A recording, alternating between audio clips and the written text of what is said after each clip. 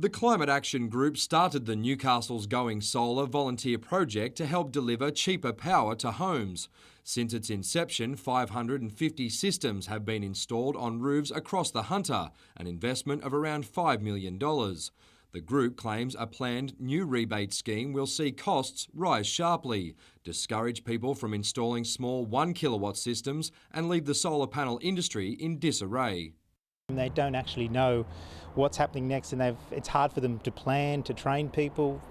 Mr Wilcox claims the new plan is designed to help the Commonwealth fudge pollution reduction targets, but the federal government argues its plan, which will see solar energy systems incorporated into the emissions trading scheme, will deliver results. We will, through all those programs, reduce the emissions and reach targets. As the push to convert to green power continues, today Dr Gillian Sparks was appointed as Director of the National Clean Energy Innovation Centre based in Newcastle. She hopes to help smaller businesses develop environmentally friendly technology. We want to be there to help them get both to a national scale and then hopefully an international scale. Mitchell Hughes, NBN News.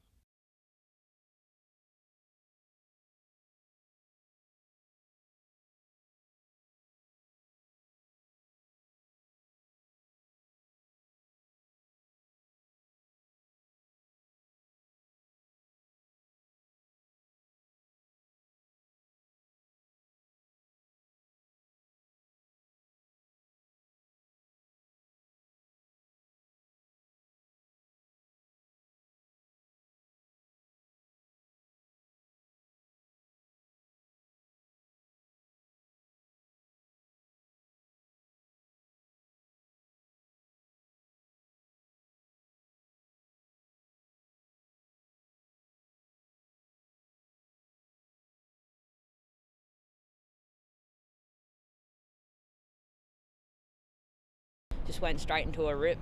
Didn't realise I got right out the back, and I was trying to paddle across it, but it just pushed me in the same direction every time.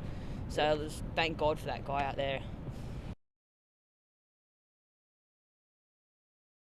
The kids have got to understand sometimes it's just they've got to look at the swell and realise that they're out of their depth and just not to go in at certain beaches.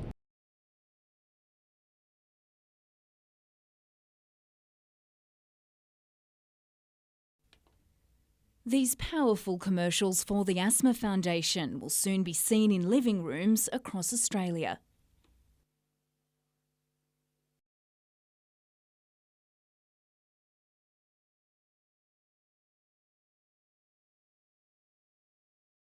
The aim to use a real story to press home the message that asthma can be a serious life-threatening condition if not properly controlled. In fact, more than 380 Australians died from asthma in 2007, one of the highest rates in the world. Lenore Miller's son Ryan was one of them. He was just 19 years of age. Ryan was having an asthma attack, and it became obvious that he hadn't been using his preventer for a number of weeks. Ryan's asthma quickly escalated and he suffered a respiratory arrest. She warns asthmatics not to become complacent and says they should have an action plan. An asthma management plan is something that you get put in place in consultation with your doctor and tells you what to do depending on the range of symptoms that you're experiencing. We first met the Newcastle mother back in March when she was launching a new website so people could donate to the Asthma Foundation. She used what would have been Ryan's 21st birthday to raise awareness. The Asthma Foundation was so inspired by her courage in telling her story that they decided to feature her in their new campaign. It's not an easy thing to do, but I'm hoping that it will make a real difference to other people in the community. Jane Goldsmith, NBN News.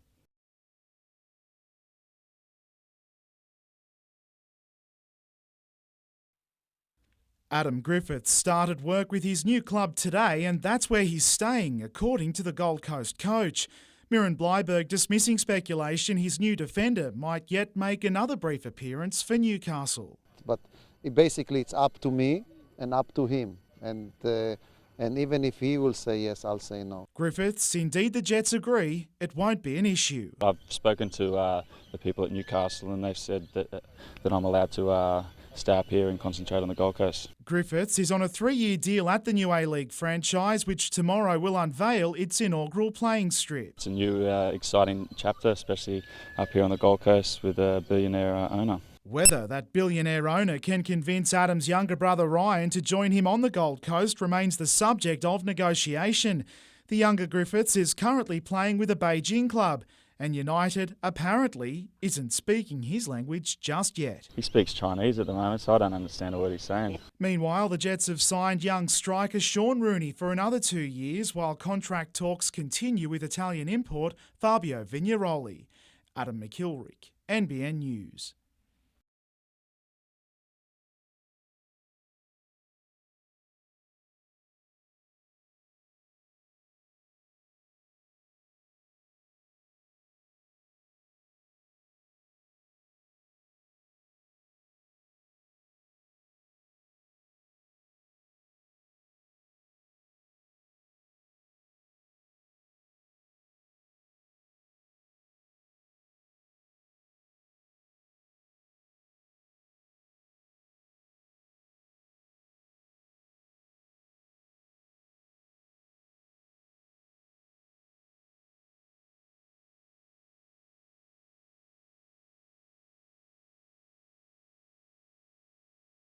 Still fit, but yeah, a bit of technique, I suppose, a bit of skill.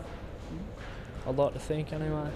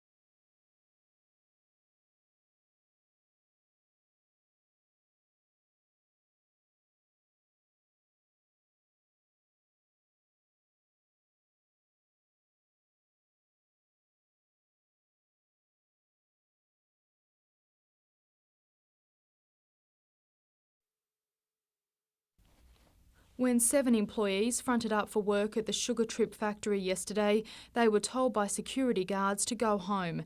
The AWMU says the gates were chained by the landlord, who it's claimed hasn't received rent since Sugar Trip took over the business in April.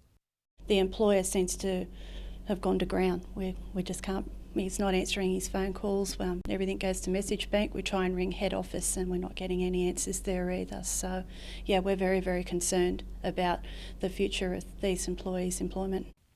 As of today, none of the employees are being paid and they have no idea whether they still have a job. If we don't have a job, we can go and look for a job. We can get a separation certificate and go for our life. And also when it comes to the end of the week, you've got to try and tell your family, well, we don't know whether we can pay the bills or not this week. Yesterday's lockout comes 2 weeks after 9 workers, including Michael Watson, were asked to take annual leave while the company waited for a glucose delivery. We just stay at home waiting, using up all our annual leave, watching the days go past. The Metford business is one of 3 Sugar Trip factories in the state that have closed their doors, affecting 100 employees. The company is yet to comment.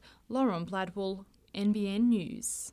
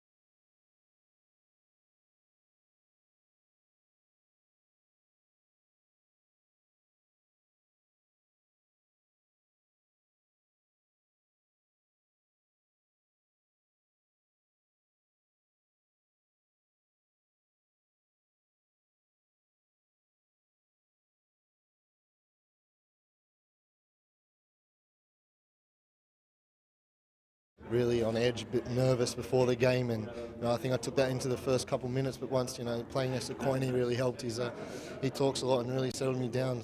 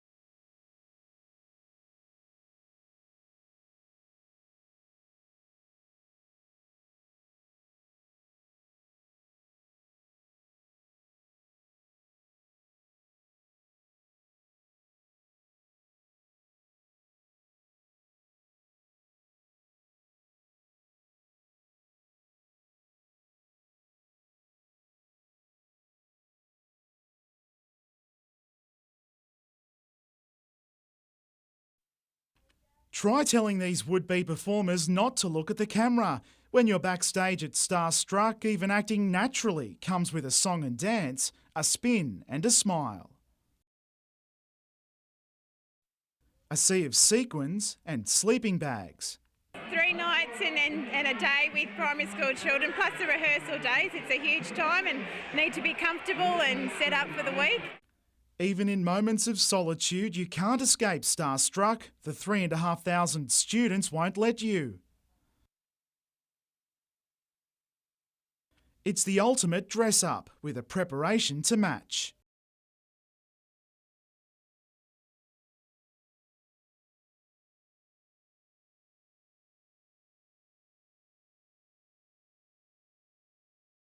And always done quickly. We've got about a 6 to 7 minute window in getting them over there. They practice their lines on the way, or in this case, one very super word.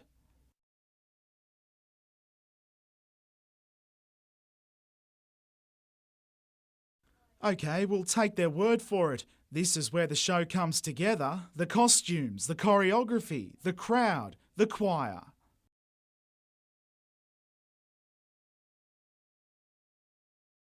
The show wraps up tomorrow night.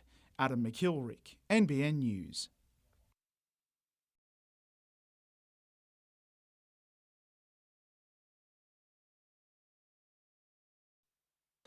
At the time of her death, the once chubby little girl weighed just 9 kilos. The trial, now at the end of its 4th week, has repeatedly heard how the girl was emaciated and mummified when she died. Both parents, who can't be named, are charged with her murder. Defence barrister Dennis Stewart today delivered his closing arguments, saying, "There is no argument from me or my client that she was negligent, that she should have acted differently, but she did not murder her daughter." With that in mind, Mr. Stewart told the jury that he wouldn't argue against a verdict of manslaughter. Mr. Stewart argued that the woman didn't want to get rid of her daughter. Rather, he said, she just didn't register or fully comprehend the extent of her daughter's decline. And he said she didn't seek medical attention because she thought she could help her daughter come good again. He said, was it wise to take that view, to run the risk that she might not come good? Of course not, but that's negligence, it's not murder. Mr. Stewart said, there's no one circumstance that explains why she couldn't see or fully appreciate that her daughter was dying, but the accumulated effects of drugs, depression, chronic pain and social isolation might produce a circumstance where she failed to see what was happening. The trial continues next week. Madeline Bond, NBN News.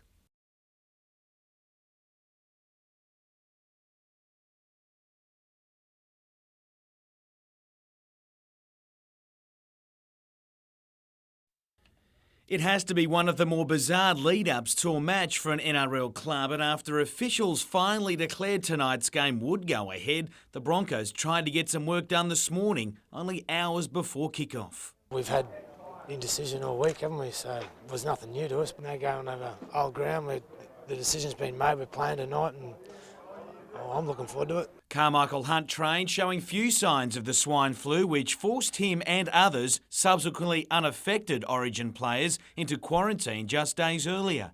The Bulldogs haven't escaped the drama either, but at least their swine flu victim Ben Hannett rejoined them today after being isolated for the week. The action kicks off on NBN from 7:30. On Sunday at Penrith, the Chocolate Soldiers will sport a whole new look. Proving men can wear pink, the Panthers are supporting awareness of breast cancer. Lost my grandmother when I was young, very close. You know, I sort of looked at her as my best friend. When she passed, I lost a bit of direction. And the famous Dragons V will also go pink for their clash against the Cowboys.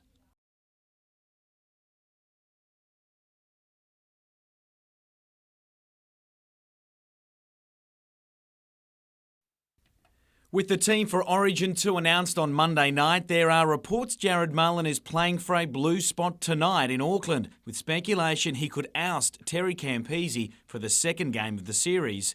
Much is expected from all the players in New Zealand, considering captain Kurt Gidley is missing. He's the backbone of our team, like our skipper, so yeah, it's a big blow, and hopefully, the other guys, including myself, can step up and really lift for the team. Meanwhile, late today, Corey Patterson was cleared to return to the field. Having sat on the sidelines since revealing his battle with depression 7 weeks ago, Patterson will line up for Lakes United in the Newcastle Rugby League competition on Sunday at Wyong. It's hoped he can get at least 2 games in before then staking a claim for a Knights jumper. It's not going to be easy getting him back into the team if everybody keeps or gets back to playing at their best footy, but we all know what Pato's capable of when he's fit. It'll be a fair Lakes team too, with Luke McDougall and Tim the Tush also set to play for the Seagulls. There's a battle of the coalfields tomorrow in Newcastle Rugby League, with 4 games to complete the local round on Sunday.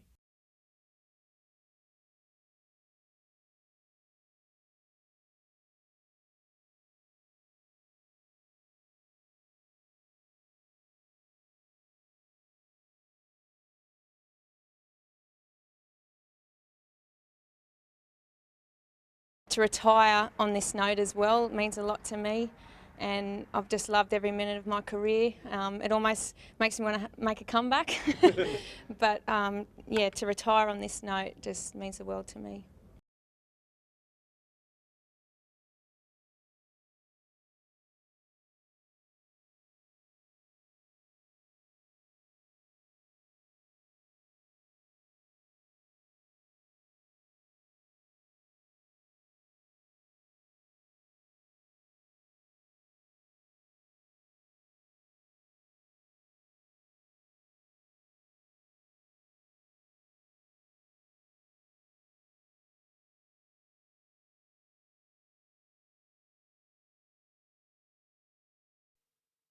The Cessnock Cup isn't the biggest on the country circuit, but try telling Robert Thompson that. Born and bred in coalfield country, Thompson has won 5 home cups and was keen to make it another for local trainer Jeremy Sylvester, who was still looking for his first. I know every blade of grass here, so I'm born here and been riding on it for over 30 years, so I know my way around here. Legged up on Wollombi Road, it had every chance. But Alan Robinson had the weight of some wallabies and a bad barrier on his back. Drawing wide on Carnegie Prince, it was going to take a few things to go his way. Yeah, he hasn't had much luck with the gates ever, but hopefully it won't matter today. There's going to be plenty of speed, so who knows. It hardly seemed a problem, though, when they hit the run for home.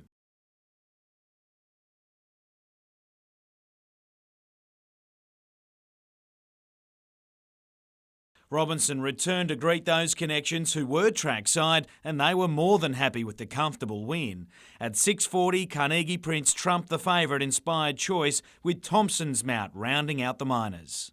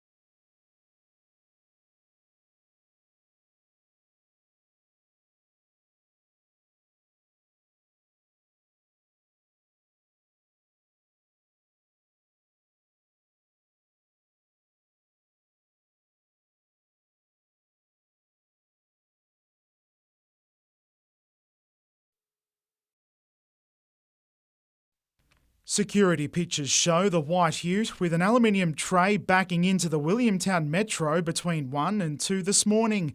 The Ram Raiders went after the ATM first, and when it couldn't be reefed from the wall, they tried unsuccessfully to smash it open. They couldn't crack the cigarette case either. Today, the service station was closed as workers cleaned up. It gets to the point where you think to yourself, can you keep going? Can you keep doing this? A fair question, given this is the second time the servo's been hit in this way. Even then, it was more smash than grab. Much like last October, these Ram Raiders fled with next to nothing. Sunglasses were among the items stolen.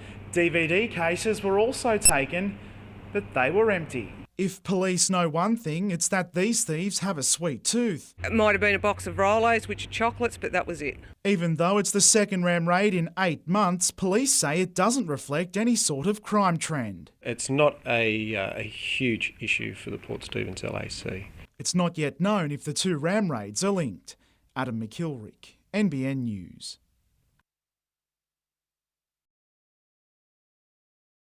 They're 2 well-known figures from the top end of town who have joined forces to promote the region through the Hunter Advantage website.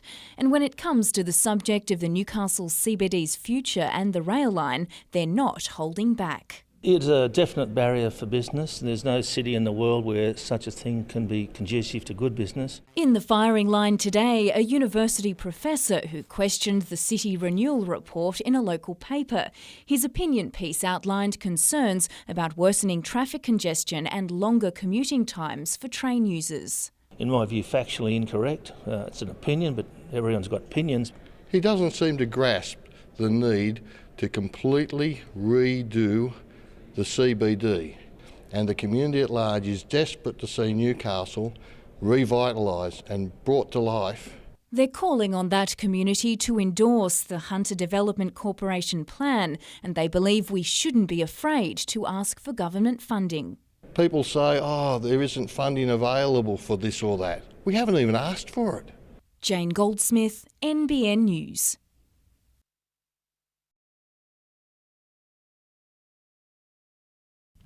If you found one of these in your home, you might be tempted to get out a mousetrap. But not here. New Holland mice are more than welcome in the Munmora State Conservation Area, and today there were plenty of the native animals to be seen. The introduced mouse is a little bit smaller. It's got a little bit pointier nose. And in a first for the area, a swamp rat was discovered, causing quite a stir. It looks like we've got a swamp rat. Over the past 3 days, trapped animals have been weighed and sexed and their movements recorded. It's part of a study to determine how healthy the Munmora and Lake Macquarie State Conservation Areas are and the impact fires have had on native flora and fauna. There have been at least 15 fires across the sites being monitored over the past decade. Most of them have been unplanned fires, with many the work of arsonists. 20 sites are being monitored by the National Parks and Wildlife Service. The information will be used to improve management practices. It's showing that the bush is really healthy here. In this particular patch, we've got no introduced species. So that's a really good sign for an area that's close to urban development. Colleen West, NBN News.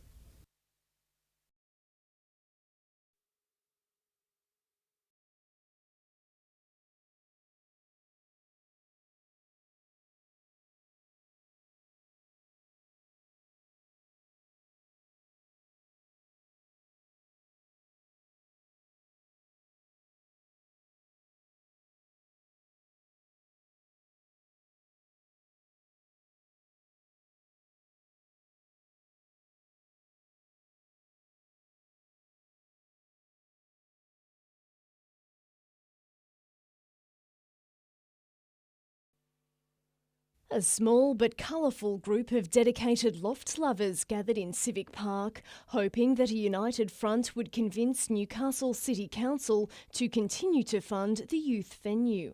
We have passion for what we believe in, and we believe that the Loft Youth venue is a very, very good venue, and we love our venue and we don't want to see it close. Local bands like Rubik's Cuba donated their talent to the cause. Loft supporters say its closure could have social consequences. My biggest concern is a lot of kids will just stay at home and not leave the house at all. But Councillor Aaron Buman doesn't think today's action will influence councillors. Council is struggling financially. That's why we're looking at closing the loft. It's a very, very expensive venue to run for very, very limited amount of people. He says it costs ratepayers $550,000 a year to run. Council will decide the venue's fate in just over a week when councillors vote on the sustainability review. If the loft is closed, the Hunter Street Mall building could be put on the market. Madeline Bond, NBN News.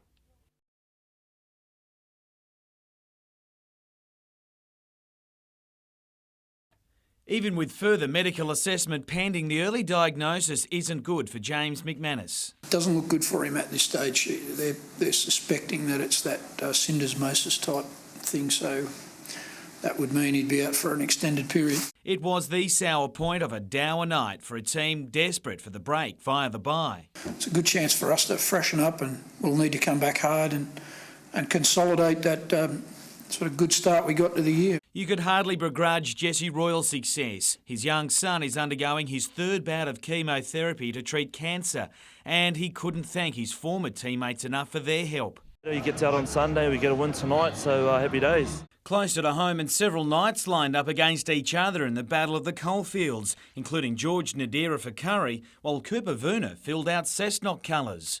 Willie Paleo, though, was the real one to look out for. The hulking winger almost knocking Mitchell Steele back to Curry. In a lopsided affair, Cessnock had the game wrapped up by half-time, with Werner setting up Chris Pine second. The Bulldogs, with few answers on a day everything bounced the home side's way.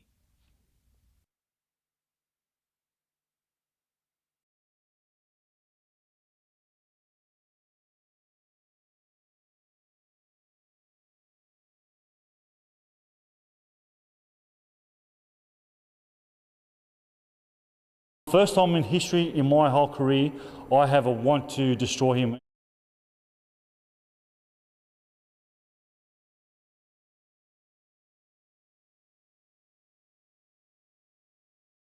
He committed a lot of intentional fouls in that fight, and it was disgraceful. He should have been disqualified by round 6. The Boxing Commission thought so too, and that's why they've ordered this rematch.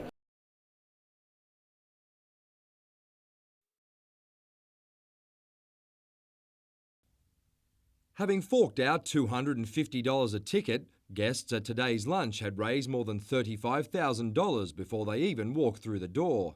Since 2005, the event has generated more than $400,000 for children's charities. This year, the money will go to HMRI researchers.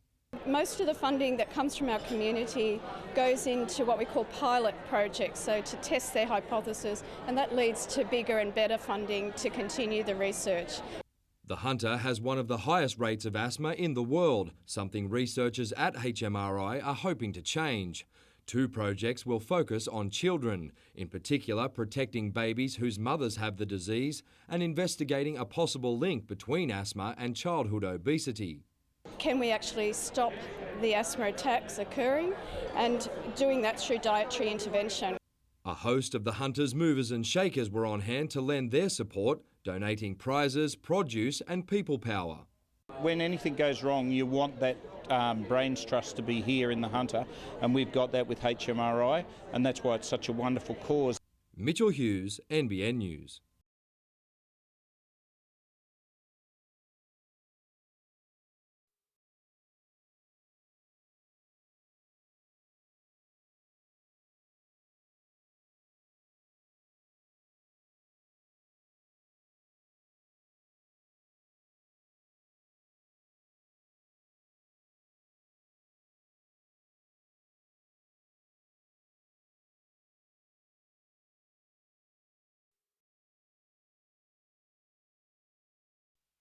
It's not the type of boot a player wants to wear, but James McManus has little choice as he awaits his footballing fate, with scans tomorrow to reveal the extent of his ankle injury. Pain in the front and pain in the back, so sort of suggests that maybe there's a crack or something in the back. Suffered early on against the Warriors on Friday night, the man who's played 59 games straight for the club now faces anywhere between 2 weeks and 2 months on the sideline. Missing out on Origin and all that sort of stuff is really going to, steal my resolve, I guess. I'm going to really work hard and make sure I come back bigger, faster, stronger to help the boys at the back end of the season. Corey Patterson restarted his season today. 7 weeks after revealing he's battling depression, the talented back rower returned to the field via the Newcastle Rugby League for Lakes United at Wyong. Joined by fellow Knights Luke McDougall and Tim Natush, Patterson was busy, if not a little rusty, but it was a day the home side dominated. Leading 20 points to 4 at the break, Wyong only went on with it after that. Although it wasn't the result Lakes was after, for Patterson in particular, it was a big step towards a return to top-grade competition.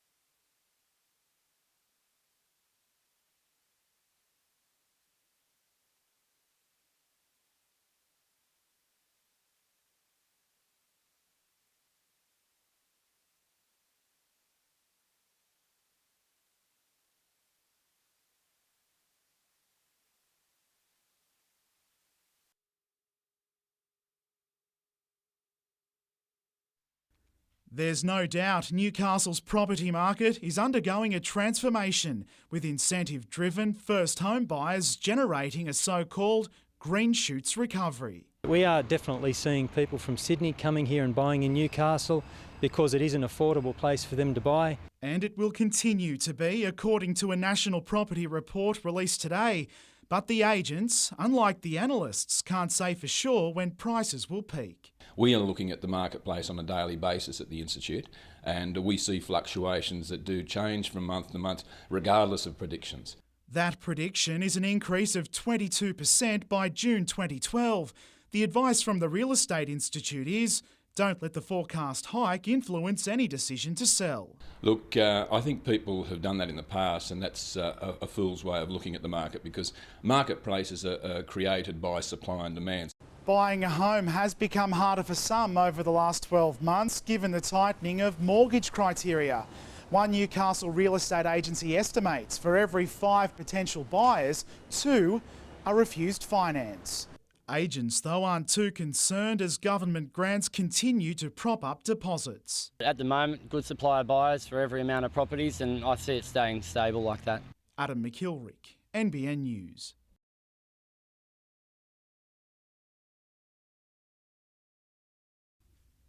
They're supposed to be enjoying the finer things in life. Instead, these residents say they're spending their time worrying about their homes. Having paid between $100,000 and $180,000 for the dwellings, they're forced to use around half of their fortnightly pension to pay rent for the land. Owners in here are homeowners. They're not renters, they're just renting a piece of land. They own their own home. The rental rates are covered by existing state laws, which contain no special provisions for village homes like these. But in fact, the legislation itself is wrong, and there should be legislation brought into effect that recognises the rights of both the homeowner and the landowner. It's not just an issue in Lake Macquarie. The group has been coordinating with residents in parks across New South Wales. The passionate pensioners have already approached the state and federal governments to call for an inquiry. Absolutely, we've had a lot of meetings with the government, and but so far really we can't see that they've done anything. With the Commonwealth increasing the aged pension, retirees fear the extra money will simply be swallowed up by rising rental costs. I definitely know that there are people having a loan on the end of the fortnight to make do till they get the next pension. Mitchell Hughes, NBN News.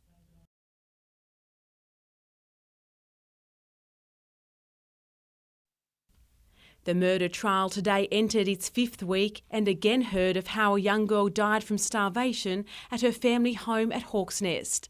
The girl's parents have both pleaded not guilty and are facing separate trials. Defence barrister Mark Austin told the court the father was addicted to medication for a long period and that after moving from Sydney to Hawk's Nest in 2007, rarely saw his daughter, who was cared for by her mother. He said the child was not coming out of the bedroom. Her mother was responsible for her care and feeding, and at some stage that stopped happening. Mr. Austin stated the father wasn't aware of the girl's condition, which deteriorated to the point where, when her body was found in November 2007, her muscles were wasted and she was severely malnourished. Mr. Austin said the fact the girl starved to death under her father's roof reflected horribly against him and that he failed her severely. However, Mr. Austin said the man should not be found guilty of murder or of manslaughter. My submission to you is, it was open to him to believe that his wife was adequately feeding the young girl. Mr. Austin argued the father is not guilty of either offence. He is a man who has failed his daughter. He has failed his daughter in expecting his wife was adequately caring for her. The jury is expected to retire to consider its verdicts tomorrow. Colleen West, NBN News.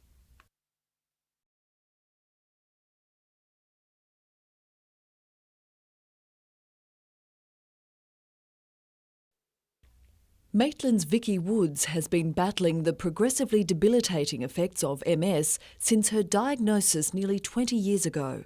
My son was 6 months at the time and I lost all the use in my right arm and was unable to pick things up, breastfeed him, change a nappy, all those sorts of good things. You thought, like you knew something was wrong. MS is the most common neurological disorder in young Australians. Its cause isn't known.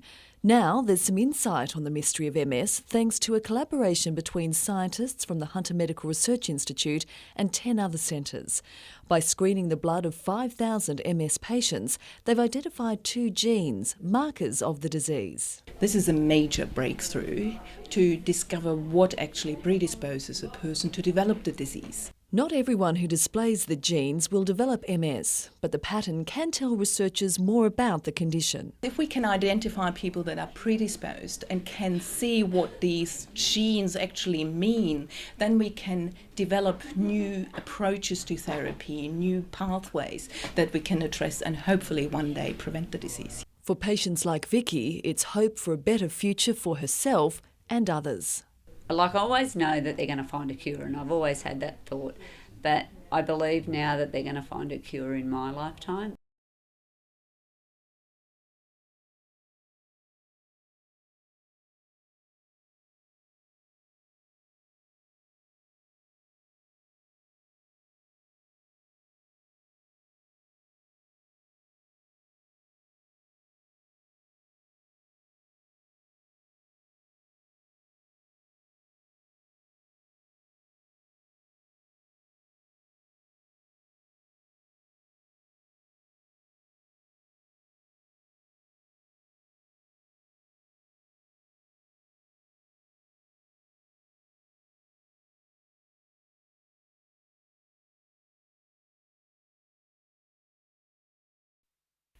Rested from club duties at the weekend, Kurt Gidley will be fresh to go come Origin 2, and he'd like to think at least one of his Knights teammates will line up as well, in Jared Mullen. Picked for one game as a 20-year-old in 2007, the captain believes Mullen's real time has come. I think he's been a real standout for our team this year. The way he's been taking the line on and running the ball, he seems a lot more experienced and mature in what the decisions he's making. Injured and definitely out of Origin is James McManus, but the Flying Scotsman is already plotting his return after an ankle injury suffered against the Warriors. We've got great medical staff here that'll help me out all the way and give me the right programs, but I'll certainly be doing every little extra thing I can do to get back out in the field. Their Knights teammates are heading for a much-needed break due to the bye. Definitely lost that little bit extra in the last couple of weeks. We're not hitting the line as hard, we're not tackling as hard, and all that's down to fatigue. It's a little different for those players involved in the Newcastle League competition, among them Corey Patterson. He returned yesterday for Lakes United after 7 weeks on the sideline, and with another game this weekend, he could then stake a claim for an NRL return. Jim Callanan, NBN News.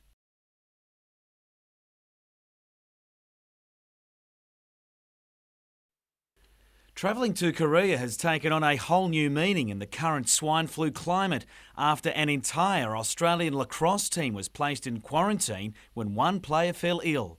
Keen to avoid any problems upon their arrival this weekend, the Jets are checking the latest medical and travel information. We need to ensure that we're not in quarantine and that our preparations are not hampered in any way. It's injury that threatens the departure of some Jets, but signs are encouraging that club's own Korean star Song and Dutch striker Donny de Groot will both travel to play Pohang in next week's ACL match. First, they must get some game time during a trial match in Sydney tomorrow night. Tomorrow they'll get 20 minutes each. Song might get a little bit more. He's a little bit further ahead than what Donny is, but that's about as much as they'll get. 2 import players will join the team in Sydney as the club also looks for recruits for the A-League season. The Chinese player has played for the national team, I think, 25 times, so he comes with good credentials. The Panamanian boy's playing for the national team as well.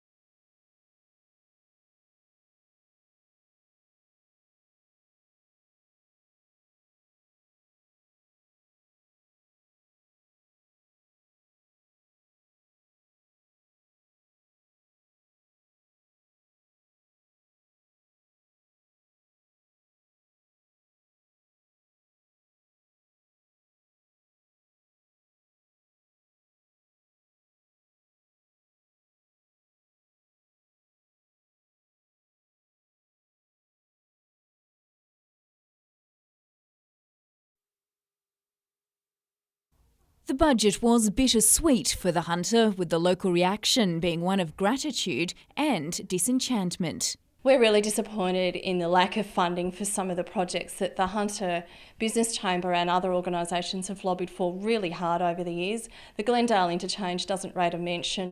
Nor do Wine Country roads, which are in need of a major upgrade, while the Swansea Bridge only has $1 million in repairs headed its way.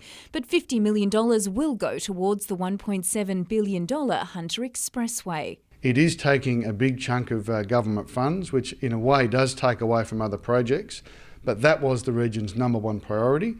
The Treasurer today talked up employment benefits for the region while promising $477 million for Tilligra Dam. Not only will it secure Hunter water supplies for the next half century, it will support 280 jobs during construction of the project.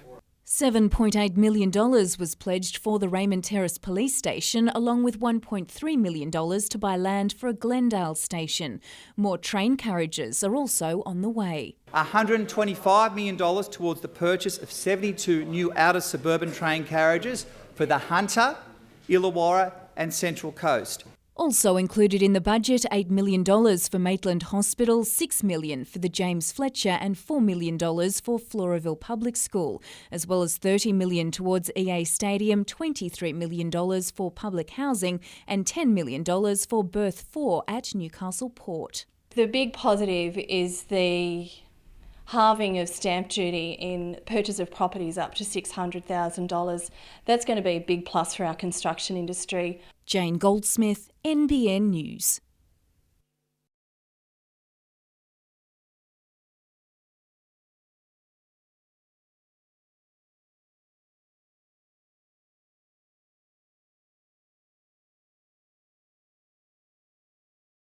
Usually in the past there might not be much contact between the time of incident and court.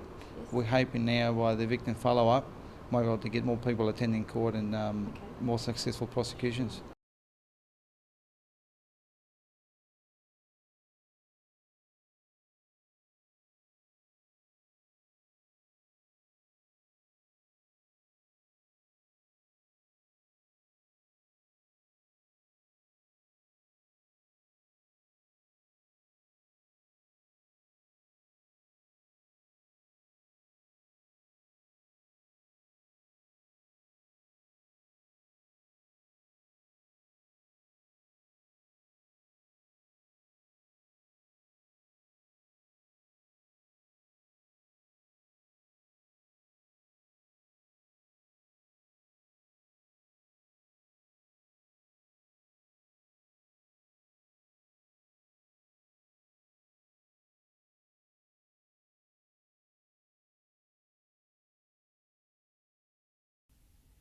David Charles Higgins pleaded guilty in February to attempting to strangle his former de facto Leanne Egan with intent to murder her. Court facts show he attacked her with a homemade implement, then tried to strangle Miss Egan before setting the house on fire as she ran for help. In a highly moving victim impact statement, Leanne Egan described the attack to the court, saying she stared evil in the face. The qualified nurse spoke of her ongoing physical and psychological pain and how she is struggling financially and professionally.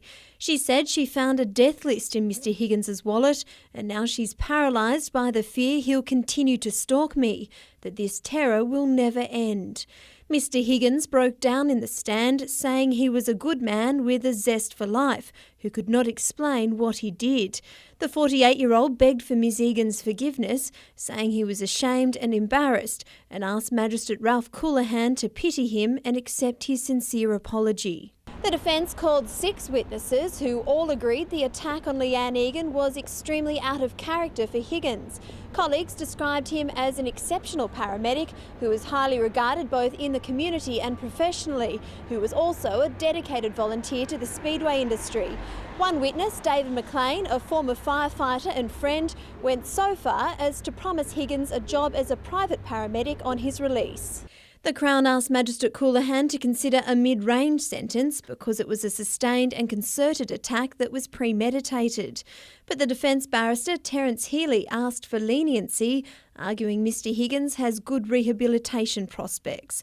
The matter has been stood over until the 13th of August. Penny Evans, NBN News.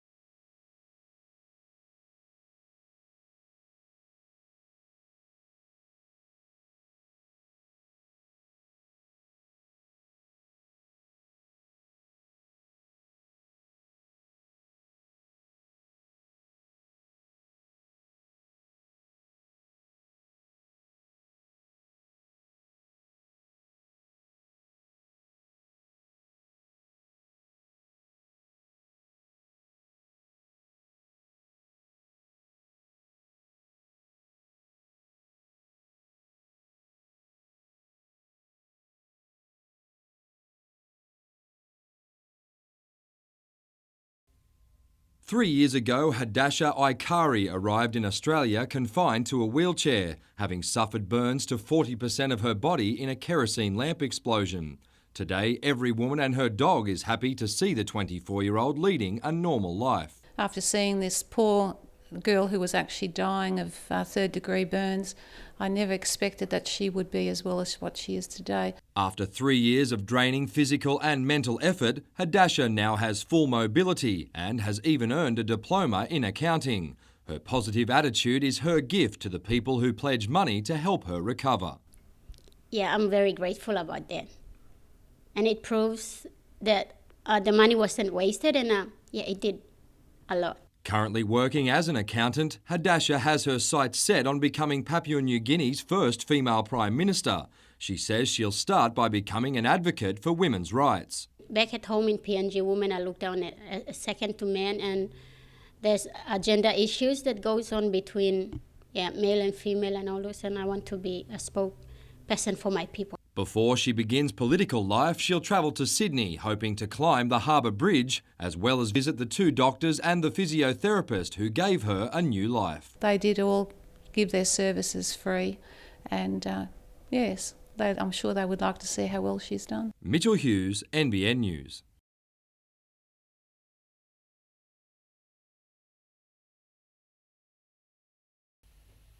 He may have missed out on Origin Game 2, but winger James McManus will only spend the next 3 to 4 weeks on the sideline, after scans today cleared him of a break but confirmed ankle ligament damage. While many of his mates grew up dreaming of a blue jersey, for Nelson Bay's Craig Bird it was the red and white of the Sydney Swans, and it's a reality. Not only that, he gets to wear the famous number 14, and today the importance of that came home to roost.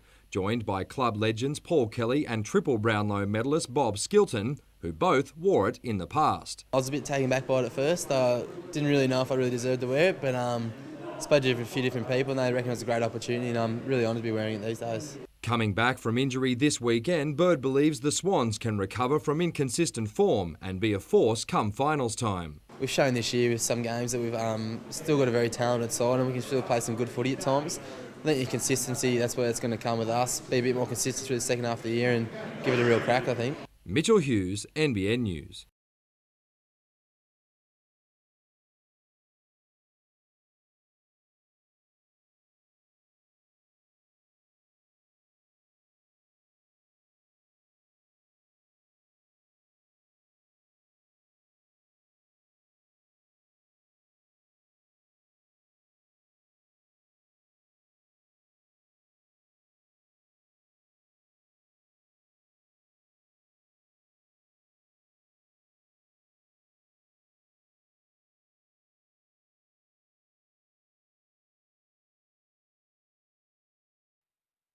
It's the kind of story everyone loves. The kid who went from humble beginnings to overcome injury and illness to make a name for himself and a fortune. James Niddies is only in the early stages of achieving the latter, but money can't buy the experience he's about to enjoy this week, teeing up in the US Open. Just rolling in the gates, and I was in pretty cash gear today and just went in and registered, and it was, you see all the big name players walking around, and no, it was awesome. It was just it's a feeling I've never had before. It's been a season of those. Since earning a place on the US PGA Tour, Niddies has enjoyed 2 top 10 finishes and earned almost $1 million in just 5 months. This time last year, I think I was in debt. I had no money in my bank account, and I was playing a Hooters Tour event in Arkansas, which is probably the population of Cardiff, where I live. On Thursday, he'll be in a field playing for a share of $7.5 million US on a course called Bethpage Black. If it sounds daunting, it is. Tiger Woods won the last time the Open was played there, and not even he could break even par. A major championship, and this course is brutal, and I'm not going to get too stressed out if things aren't going my way. I'm just going to enjoy it and soak up the experience. It's the sort of attitude that's got James Niddies this far, and no doubt will see him achieve greater success yet.